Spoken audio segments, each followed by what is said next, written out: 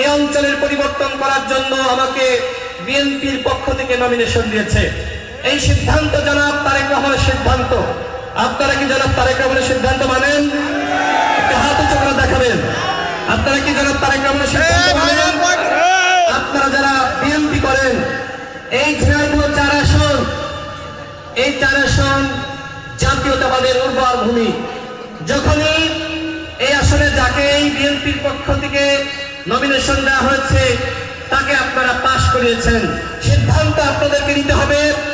জনাব তারেক রহমান যে সিদ্ধান্ত নিয়েছেন সেই সিদ্ধান্তকে আপনারা মানবেন কি মানবেন না, এই সিদ্ধান্ত একান্তই আপনাদের। আপনারা বিএনপিকে ভালোবাসেন, আপনারা কোনো ব্যক্তিকে ভালোবাসেন না, দলকে ভালোবাসেন।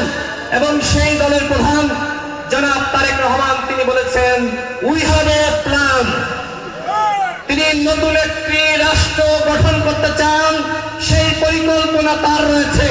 আমি রাশেদ খান তার সেই পরিকল্পনা বাস্তবায়ন করার জন্য একজন সারথি হয়েছে। আমাদের দেশের পরিবর্তন করা দরকার। 54 বছরে এই বাংলাদেশের এতটা পরিবর্তন হয় নাই।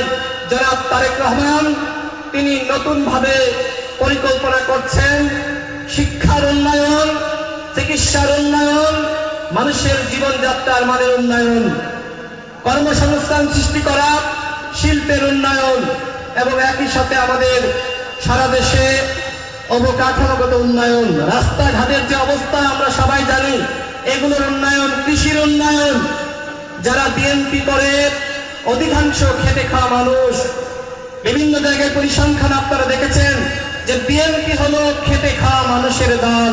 আমার সামনে যারা আছেন আপনারা অধিকাংশ কৃষক, শ্রমিক, খেটে খাওয়া মানুষ।